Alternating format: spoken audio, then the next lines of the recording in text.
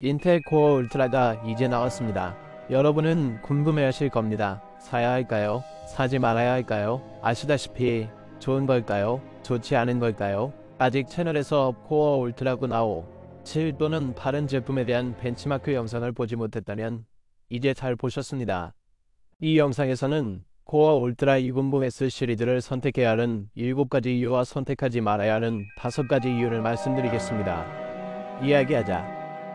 이 영상의 이 부분은 세계 최초의 곡선 L차형 아몰레드 화면을 탑재한 CPU 쿨러인 트라이익스 파노라마에서 제공합니다. 하지만 단순히 보기 좋은 것만은 아닙니다. 냉각이 놀랍습니다. 이 정확한 쿨러로 인텔 코어 울트라 9285K를 오버클럭하는 방법을 담은 영상을 확인해보세요. 그리고 그것은 냉각 성능을 최대로 끌어올리지도 못했습니다. 아래 비디오 설명에서 파노라마로 직접 체험하고 냉각 성능을 확인해보세요. 인텔 코어 울트라를 먼저 구매해야 하는 이유입니다. 첫째, 인텔 팬보이라면 해당 링크를 클릭하여 지금 바로 코어 울트라를 구매하세요. 알겠습니다. 생각하지 마세요. 그냥 실행하세요. 인텔을 지원하고 싶다면 실행하세요. 둘째, 11세대 또는 12세대보다 이전 세대를 사용한다면 코어 울트라가 좋은 선택이라고 말할 수 있습니다. I/O, 코어 수, CPU 성능, 램 지원 등 많은 면에서 엄청난 업그레이드를 받을 수 있는 시점이기 때문입니다. 그렇다면 어느 정도 이해가 됩니다. 스토리지가 더 빨라질 수 있습니다. CPU에서 싱글 및 멀티코어와 같은 엄청난 성능 업그레이드를 받게 될 것입니다. 당신은 절대적으로 그것을 좋아할 것입니다. i9 11세대에서 i5 코어 울트라로 바꾸더라도 판과 나처럼 엄청난 성능 차이가 있습니다. 11세대 이후의 제품을 사용 중이라면 다른 이유 때문에 계속 사용하세요. 세 번째, 더 나은 연결성을 찾고 있다면 인텔 코어 울트라의 경우 연결선과 I/O, USB 포트, 썬더볼트 또는 PCI 간의 대역폭을 저소하는 방식이 실제로 엄청나게 바뀌었습니다. 이제 썬더볼트 5 지원이 있으니까요. I/O도 훨씬 좋아졌어요. 썬더볼트가 필요하다면 그것은 분명히 인텔에서만 지원됩니다. USB4는 AMD에도 있습니다. 하지만 참가자로서 때때로 그것들이 말이 됩니다. 네 번째로 일부 비디오 코덱 재생에 더 강한 가속을 원하는 경우입니다. 이제 좋은 소식은 코어 200S 울트라 CPU 2급부가 실제로 새로운 소니 사브크 H, AK 및 4K 코덱을 지원한다는 것입니다. 이는 하265 10비트 422 코덱입니다. AMD는 아스레드리퍼 또는 이를 지원하지 않는 이전 인텔 플랫폼을 사용하고 있고 하드웨어 가속이 필요하고 프록시를 렌더링하고 싶지 않다면 200S 코어 울트라 시리즈로 이동해야 할 좋은 이유가 됩니다. 다섯 번째, 우리는 더 효율적이고 더 시원한 PC 성능을 가지고 있습니다. 이제 코어 200S 울트라를 테스트했을 때 실제로 매우 시원하고 조용했습니다. 훨씬 낮은 온도에서 실행되고 실제로 더 적은 와트를 소모합니다. 이제 와트 수를 상당히 높일 수 있지만 이전 세대보다 확실히 효율이 높아졌습니다. 아마도 12세대보다 더 효율적이라고 말할 수도 있을 겁니다. 11세대에 비하면 꽤 효율적이었죠. 하지만 인텔은 코어 울트라 200S 시리즈로 새로운 것을 하고 있습니다. 그들은 효율성을 낮추고 와트당 성능을 높이기 위해 완전히 새로운 아키텍처와 로드맵을 구축하려 하고 있는데 제 생각에는 항상 좋은 생각입니다. 예를 들어 많은 와트를 소모하는 하이엔드 CPU 중 일부 4900K를 실행하는 더운 기후에서는 이 제품이 중요할 수 있습니다. 이 제품이 여러분에게는 합리적일 수 있습니다. 여섯 번째, 오버클럭킹 성능과 엄청난 램 속도. 제가 말한 것을 기억하세요. 인텔 코어 울트라 2000S는 실제로 1000MHz 램 속도를 넘어선 최초의 CPU 시리즈가 될 것입니다. 10GHz 램 속도인데 터무니없죠. 하지만 메모리 컨트롤러 덕분에 가능한 일이지만 인텔이 일부 메모리 제조업체와 한자된 영리한 짓거리 때문이기도 합니다. 그리고 그들은 이제 램 스틱에도 메모리 컨트롤러를 탑재하고 있습니다.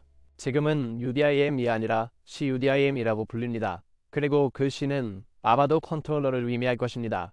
본질적으로는 이제 램 스틱의 컨트롤러 또는 메모리 컨트롤러가 실제 램 칩에 훨씬 더 가깝다는 것을 의미합니다.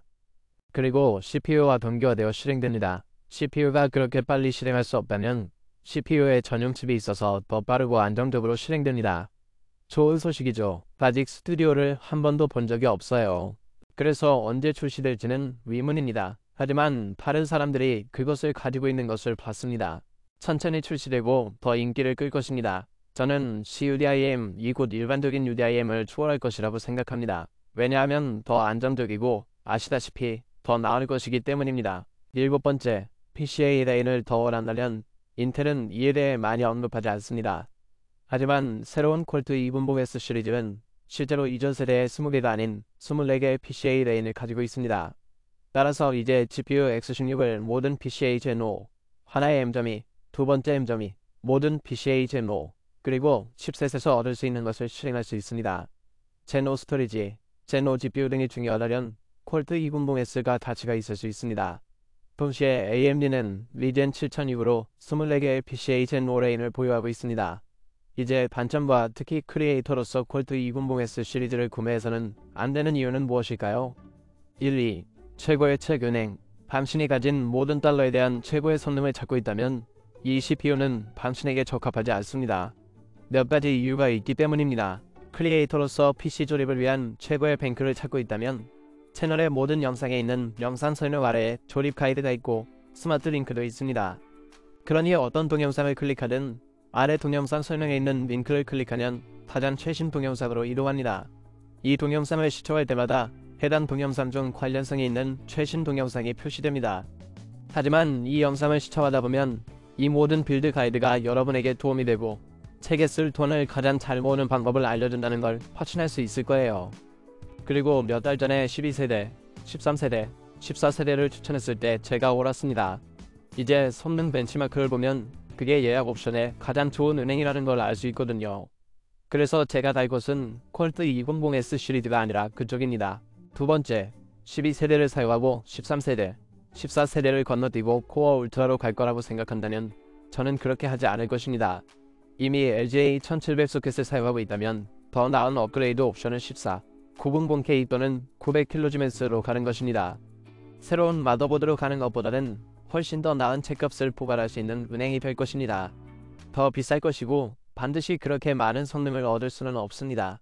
따라서 제가 12세대, 13세대, 14세대를 사용하는 사람이라면 LGA 1700 플랫폼을 최대한 활용하세요. 14세대 컴퓨터를 사용하고 있고 코어 울트라 2분봉 S 시리즈에서 엄청난 성능 향상을 기대한다면 코어 울트라 2분봉 S 시리즈를 선택하세요. 이제 솔직히 말씀드리자면 일부 합성 렌더링 벤치마크에서 최대 10%까지 증가할 겁니다. 블렌더나 일부 V-Ray 그리고 시네벤치에서 그 정도 증가할 겁니다. 하지만 실제 사진 및 비디오 편집 애플리케이션에서는 솔직히 말해서 차이를 알 수 없을 겁니다. 14900K와 코어 울트라 2분봉 S 285K 사이 이전 세대 중 최고입니다. 두 세대 사이에는 미미한 증가가 있는데 모어의 법칙에 따르면 세대마다 약 10%씩 증가한다고 생각하시면 될 것 같습니다. 크리에이터로서 비디오 및 사진 편집 성능만 10% 증가한 것으로 보는 건 정말 과장된 표현입니다. 더 자세히 알고 싶고 실제로 얼마나 성능이 향상되는지 보고 싶다면 울트라 5, 울트라 7, 울트라 9에 대한 울트라 리뷰를 확인하세요. 업그레이드 할 수 없는 네 번째 이유는 이 플랫폼의 업그레이드 가능성과 미래 경로입니다. 인텔은 플랫폼당 두 세대의 CPU를 출시한 것으로 악명이 높습니다. 따라서 이 플랫폼에서는 코어 울트라 3분봉 S CPU 업그레이드를 사용할 가능성이 높습니다. 더 이상은 안 돼. 그들이 그것을 늘릴 거라면 LGA 1700에서 우리가 가졌던 것처럼 세 번째 것을 얻을 수도 있을 거야. 13세대, 12세대뿐만 아니라 14세대도 있습니다. 우리는 플랫폼이 아직 살아있는 최대의 3년을 이야기하고 있습니다. 반면에 AMD는 그 플랫폼을 훨씬 더 오랫동안 지원받고 있습니다. 동시에 플랫폼당 업그레이드가 꼭 많은 것은 아닙니다. 리젠 7000과 인텔의 LGA 1700을 살펴보면 AMD가 여전히 하나만 있는 인텔 업그레이드가 몇 개 있었습니다. 그래서 12세대가 나왔고 AMD가 리젠 7000을 출시했습니다. 그 다음에는 13세대가 있었고 그 다음에는 14세대가 있었습니다. 인텔은 3세대를 출시했고 AMD는 여전히 리젠 7002 하나뿐이었습니다. 그런 다음 14세대와 경쟁하기 위해 리젠 9002 출시되었습니다. 그리고 이제 인텔이 코어 울트라 200S를 출시했습니다. 그리고 저는 AMD가 리젠 말 시리즈를 내놓기 전에 인텔도 차세대를 내놓을 것이라고 믿습니다. 아니면 리젠 AI 울트라 같은 것으로 다시 시작할 수도 있습니다. 아마도 그럴 가능성이 큽니다. 이름을 다시 바꿔서 헷갈리게 하고 다시 시작하세요. 좋은 생각입니다. 5번째, 안정성을 원한다면 새로운 플랫폼은 종종 몇 가지 의문점과 제대로 작동하지 않는 몇 가지 사항을 동반합니다. 드라이버 문제, 소프트웨어 문제, 호환성 등. 이제 저는 코어 울트라 200S 시리즈가 12세대만큼 나쁘지 않다고 생각합니다. 12세대는 거대한 것이었기 때문입니다.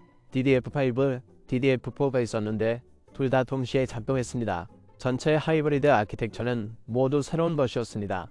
저는 아직 새로운 시리즈에서 완벽하게 해결되지 않은 몇 가지 작은 버릇과 문제점을 발견했습니다.